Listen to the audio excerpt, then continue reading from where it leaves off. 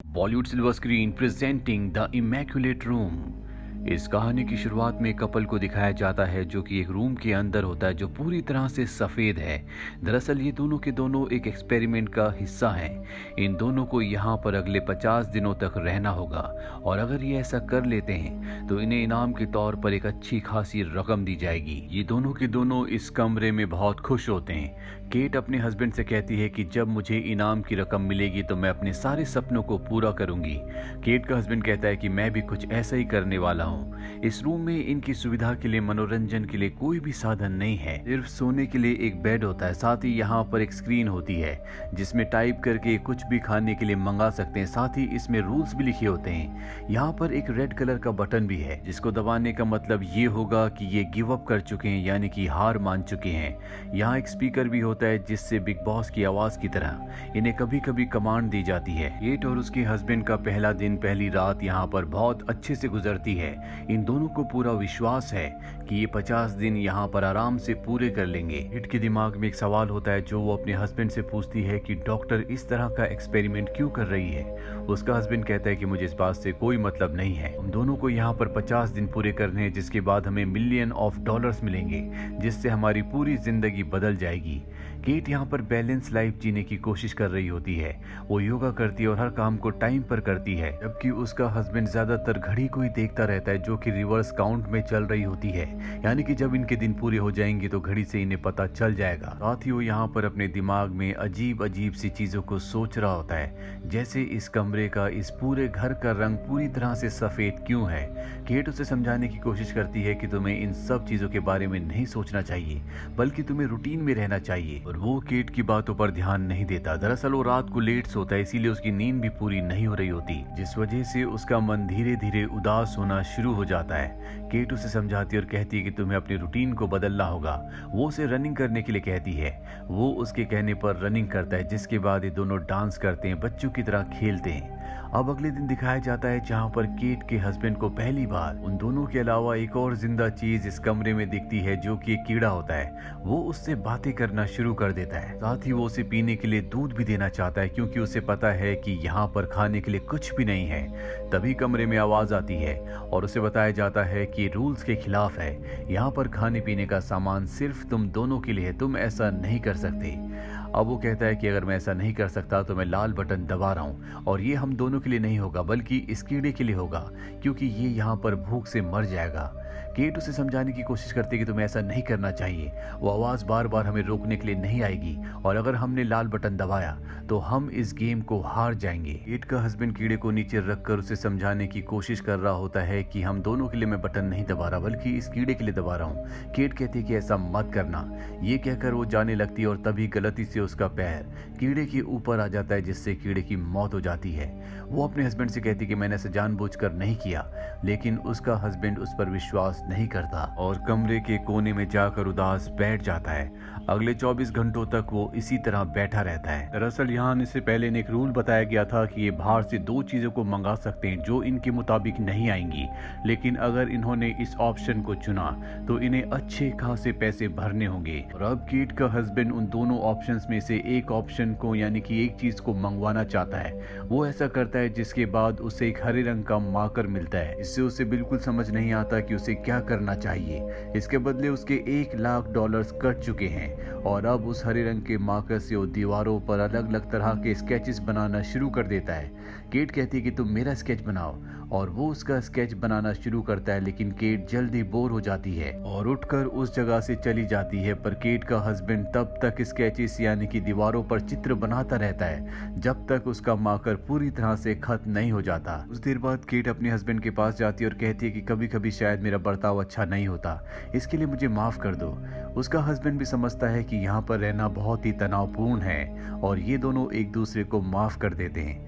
अब इन्हें यहाँ पर आज पूरे 40 दिन हो चुके हैं और अब इन्हें मात्र 10 दिन और इस जगह पर बिताने हैं, जिसके बदले इन्हें अच्छे खासे पैसे मिलेंगे। अब अगली सुबह जब ये वॉशरूम में देखते हैं तो वहाँ पर एक गन होती है जो देखकर ये हैरान हो जाते हैं। इन्हें समझ नहीं आता कि ये गन यहाँ पर किसने रखी, इसीलिए इस गन को ये बेड के नीचे डाल देते हैं। साथ ही अब यहाँ पर इन्होंने कई दिन अच्छे से बिताए हैं, इसीलिए इनकी फैमिली से जो इन्हें वीडियो मैसेजेस भेजे गए होते हैं इन दोनों को दिखाए जाते हैं, जहाँ पर केट के हस्बैंड की बहन बता बताती है कि वो घर पर सब ठीक है। केट का हस्बैंड कहता है कि मैं तुम सबको बहुत मिस करता हूँ। इसके बाद केट के फादर की वीडियो दिखाई जाती है जिसमें उसके फादर कहते हैं कि अब मैं सड़क पर नहीं बल्कि घर पर रहता हूँ। केट इस वीडियो को नहीं देखना चाहती। वो कहती है कि इस वीडियो को बंद करो और वहाँ से चली जाती है। रात को दोनों के दोनों सो जाते हैं। सुबह केट का हस्बैंड तो उठ जाता है पर केट नहीं उठती क्योंकि उसने बहुत ज्यादा टेंशन ली होती है। इस वजह से वो दिमागी तौर पर डिप्रेस हो चुकी है। केट अगली सुबह अपने हस्बैंड को बताती है कि मैं अपने पिता से कभी बात नहीं करना चाहती, उन्हें कभी नहीं देखना चाहती क्योंकि वो बहुत ज्यादा शराब पीते थे। उन्होंने कभी मेरे स्कूल की कॉलेज की फीस नहीं भरी और एक यही कारण था कि मैंने कभी तुम्हें उनके बारे में नहीं बताया।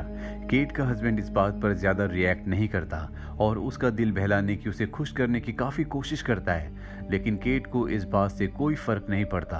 केट का हस्बैंड कहता है कि अब भी हमारे पास एक चॉइस है, क्यों ना हम एक नई चीज मंगाएं जिससे कुछ दिन और गुजर जाएंगे, और वैसे भी अब हमारे दिन यहाँ पर पूरे होने वाले हैं। केट कहती कि ऐसा मत करना, पहले भी तुम पैसे बर्बाद कर चुके हो और मैं नहीं चाहती कि हम और भी पैसे बर्बाद करें। ये सुनकर केट का हस्बैंड उदास हो जाता है पर कुछ देर बाद केट उसके पास जाती है और कहती है कि तुम दूसरे ऑप्शन को इस्तेमाल कर सकते हो। अब वो दूसरा ऑप्शन भी क्लिक कर देता है, जिसके बाद दरवाजा खुलता है और वहां पर एक लड़की आती है जो कि बहुत ही सुंदर होती है। उसने कपड़े नहीं पहने होते। केट का हस्बैंड कहता है कि तुम यहाँ पर क्या कर रही हो। वो कहती है कि मुझे नहीं पता, मुझे यहाँ पर तुम्हारे साथ मात्र 24 घंटे बिताने हैं जिसके बदले मुझे अच्छे खासे पैसे मिले हैं। केट अपने हस्बैंड से कहती है कि तुम इसे अपनी टी शर्ट दे दो, जिसके बाद केट का हस्बैंड उसे अपनी टी शर्ट दे देता है। यहाँ पर वो लड़की जब केट के हस्बैंड की दीवार पर चित्र देखती है तो उसकी तारीफ करती है, जो सुनकर केट को बिल्कुल अच्छा नहीं लगता। रात को केट का हस्बैंड केट को और उस लड़की को बेड पर सुला देता है और खुद नीचे सोता है, पर वो लड़की उसके पास आती है और उसके साथ अजीब अजीब सी हरकतें करना शुरू कर देती है। इसके बाद केट अपने हस्बैंड को बेड पर सुलाती है और अपने हस्बैंड और उस लड़की के बीच में सो जाती है। अगली सुबह दिखाया जाता है कि केट जब अपने हस्बैंड के साथ बैठी होती है तो लड़की वहां पर आती है और गोल गोल घूमकर डांस करना शुरू कर देती है। केट भी ऐसे ही करती है, जिससे केट के हस्बैंड को बहुत अच्छा लगता है और वो अपने ख्यालों की दुनिया में खो जाता है, जहां पर उसे हर तरफ सफेद की जगह काला रंग दिखना शुरू हो जाता है। उसे लगता है कि वो पानी में डूब रहा है और तभी वो अपने छोटे भाई के बचपन का रूप देखता है जो उसके साथ पानी में डूबना शुरू हो जाता है। इस बात से वो पूरी तरह से घबरा जाता है और वो अपना आपा खो देता है। केट और वो लड़की उसके पास आती है। केट अपने हस्बैंड को होश में लाती है, लेकिन अब भी वो बहुत ज्यादा डरा हुआ होता है। केट अपने हस्बैंड को सुला देती है, जिसके बाद केट उस लड़की से बातें करती है। कुछ देर बाद जब केट का हस्बैंड होश में आता है तो वो देखता है कि वहां पर केट नहीं है, वो वॉशरूम में होती है और तब वो उस लड़की के पास जाता है जहां पर ये दोनों की दोनों बातें करना शुरू कर देते हैं, जहां ये एक दूसरे को अपनी जिंदगी के दुख, अपनी जिंदगी के दर्द को शेयर कर रहे होते हैं, जिससे केट का हस्बैंड इमोशनल हो जाता है। वो लड़की उसे संभालने के लिए, उसे कंसोल करने के लिए उसका हाथ पकड़ लेती है और तभी केट वहां पर आ जाती है, जो इन दोनों को एक दूसरे का हाथ पकड़े हुए देख लेती है। केट को पहले भी इस लड़की से परेशानी थी और ये देखने के बाद उसका गुस्सा और भी बढ़ जाता है। इसके बाद इन दोनों के बीच में आर्ग्यूमेंट्स होना शुरू हो जाते हैं। केट का हस्बैंड माइक इन दोनों को चुप रहने के लिए कहता है। रात को सब के सब सो जाते हैं। अगली सुबह केट और उसका हस्बैंड जब उठते हैं तो देखते हैं कि वो लड़की यहाँ से जा चुकी है। जाने से पहले उसने माइक के लिए दीवार पर एक मैसेज लिखा होता है कि आज से पहले कभी किसी ने मुझसे इतना प्यार नहीं किया जितना प्यार तुमने किया। ये देखकर केट को बहुत गुस्सा आता है। वो अपने हस्बैंड से कहती है कि तुम हमेशा मुझे धोखा दे रहे थे, तुम कभी मुझसे प्यार नहीं करते थे। उसका हस्बैंड कहता है कि ये सब कुछ जानबूझकर किया गया है, ये शायद इस गेम का एक रूल है कि वो हम दोनों को आपस में लड़वाना चाहते हैं। पर केट उसकी बात नहीं मानती और उसे धक्का देती है, जिससे वो टकरा कर गिर जाता है। केट के हस्बैंड को बहुत गुस्सा आता है। वो कहता है कि मैंने तुम्हें कभी धोखा नहीं दिया, उस वक्त भी नहीं जब तुम कुछ दिनों के लिए शहर में नहीं थी। मैंने अपने दोस्तों को छोड़ दिया ताकि मैं तुम्हें टाइम दे सकूं, मैंने अपनी पढ़ाई छोड़ दी ताकि मैं पैसे कमा सकूं, और इतना सब करने के बाद आज तुम मुझ पर शक कर रही हो। केट को एहसास होता है कि उसने गलत किया। वो अपने हस्बैंड से माफी मांगती है, लेकिन तभी वो नीचे गिर जाता है। कहता है कि मेरी तबीयत खराब हो रही है, मुझे डॉक्टर की जरूरत है, लेकिन वो रेड बटन नहीं दबा सकती। अगर उसने ऐसा किया तो ये दोनों गेम से बाहर हो जाएंगे, इस गेम को हार जाएंगे। केट अपने हस्बैंड को पीने के लिए दूध देती है और उसे बताती है कि इस कमरे में, इस पूरे घर में मेडिकल की कोई भी फैसिलिटी नहीं है। केट का हस्बैंड कहता है कि क्या होता अगर मुझे और ज्यादा चोट लग जाती, शायद तो मुझे मरने के लिए छोड़ देती। मुझे ऐसा पैसा नहीं चाहिए और अब मैं इस कमरे में एक पल भी नहीं रुकूंगा। वो खड़ा होकर रेड बटन दबाने के लिए जाने लगता है, पर तभी केट गन उठा लेती है और उसे गन पॉइंट पर ले लेती है। वो अपने हस्बैंड से कहती है कि अगर तुम बाहर गए तो मैं तुम्हें गोली मार दूंगी, लेकिन उसका हस्बैंड उसकी बात नहीं मानता। वो रेड बटन दबा देता और यहाँ से बाहर चला जाता है, जिसके इसके बाद केट इस कमरे में अब अकेली रह चुकी है। अगली सुबह जब वो उठती है तो उसे यहाँ पर बिल्कुल अच्छा नहीं लग रहा होता। उसे पूरा का पूरा एक कमरा काटने को आ रहा होता है। वो अपने हस्बैंड के स्केचेस को दीवार पर देखती है, जिससे वो उसे याद करना शुरू कर देती है और उसे अपनी गलती का एहसास है। उसे इस गेम को जीतने के लिए मात्र 2 और दिन यहाँ पर बिताने हैं। उसे 48 दिन यहाँ पर हो चुके हैं, लेकिन अब वो यहाँ पर एक पल भी नहीं रहना चाहती। वो लाल बटन दबाती है और यहाँ से बाहर निकल जाती है।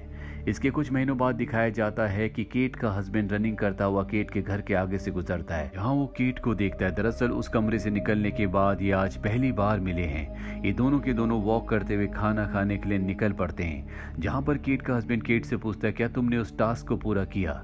केट उसकी बात का जवाब नहीं देती। वो बस यही कहती है कि मैंने तुम्हारे साथ वहाँ पर अच्छा बर्ताव नहीं किया था, इसके लिए मैं तुमसे माफ़ी चाहती हूँ। दरअसल इतने दिन उस घर में रहने के बाद इन दोनों को समझ में आ गया कि पैसा, लालच इन दोनों की जिंदगी में कभी खुशियां नहीं ला सकता। इन दोनों का प्यार और एक दूसरे के लिए जो विश्वास है वही इन्हें खुश रख सकता है, और अब ये अपनी जिंदगी को एक बार फिर से शुरू करना चाहते हैं। इसके बाद हमें उस कमरे के बाहर एक बोर्ड दिखाया जाता है, जहाँ पर इन दोनों ने कई दिन बिताए थे। वो रूम ऐसे शख्स ने बनाया था जिसे कोई नहीं जानता, यानी कि वो एक अज्ञात इंसान है जो पैसों का लालच देकर लोगों को, कपल को इस रूम के अंदर भेजता था, ताकि अकेलेपन में उनके अंदर का जो असली इंसान है वो बाहर आ जाए, वो एक दूसरे को समझे, जिंदगी को समझे।